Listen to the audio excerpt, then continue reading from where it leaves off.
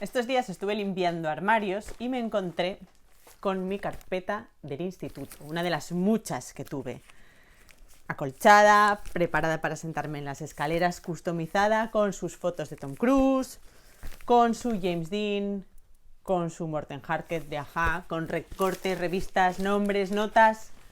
Vamos, todo lo que ocupa la vida de un adolescente de ayer, pero también de un adolescente de hoy. Así que me recordó un tema muy chulo que siempre triunfa cuando lo llevo a un taller o a una charla y que alucinantemente siempre me lo recibe el alumnado como una novedad que además les encanta, que es la historia de la adolescencia. Ya hablamos en otros vídeos de lo importante que es conocer la propia historia, de cómo nos ayuda a entender nuestro presente, a enfrentarnos a lo que nos pasa, a tener mayor confianza, a tener herramientas para manejarnos en el mundo en el que estamos, para hacer lo que queremos. Y entonces, con lo complicado que es ser adolescente, ¿no sería muy lógico que les habláramos sobre la historia de esta etapa de la vida en la que están en ese momento? Y además, ya no es solo lo que os decía antes, porque les vaya a servir o porque les pueda ser útil para su vida, sino porque además es que es un tema que les encanta y que da para mucho. Entonces os voy a contar cómo lo hago yo, cómo entro yo con este tema en un grupo.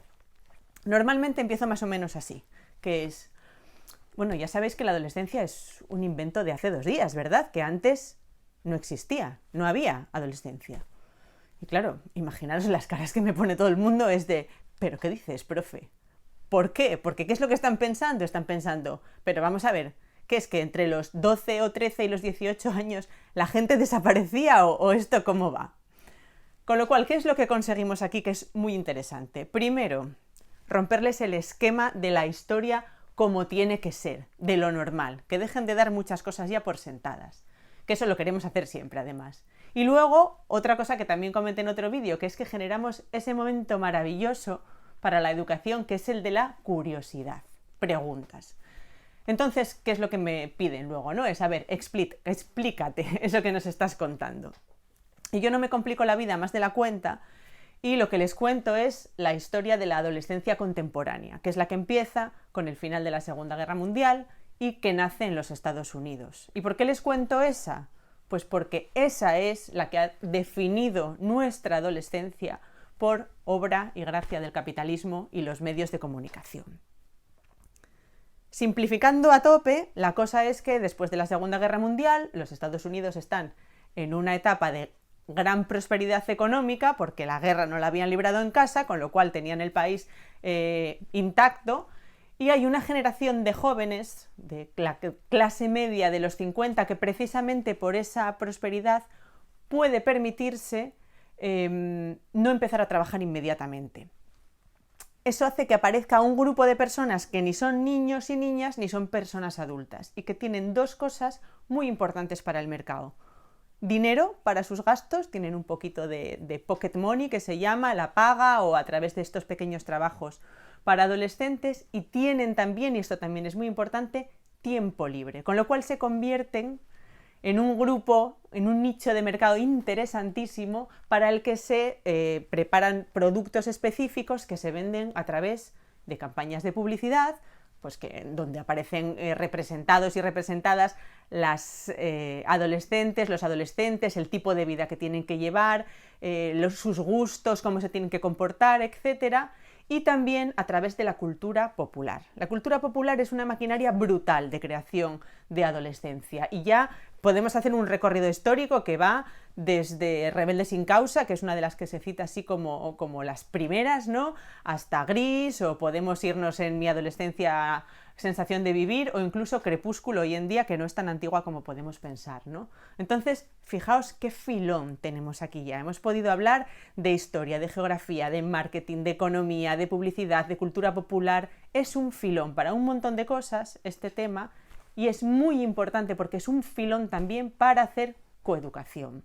¿Y por qué tenemos que estar además muy vigilantes cuando hablamos de esto y para hablar de coeducación? Porque si no le metemos perspectiva de género y coeducativa, la historia canónica de la adolescencia es, una vez más, una historia androcéntrica, una historia blanca y una historia del espacio público, con lo cual hay mucha gente que se queda fuera.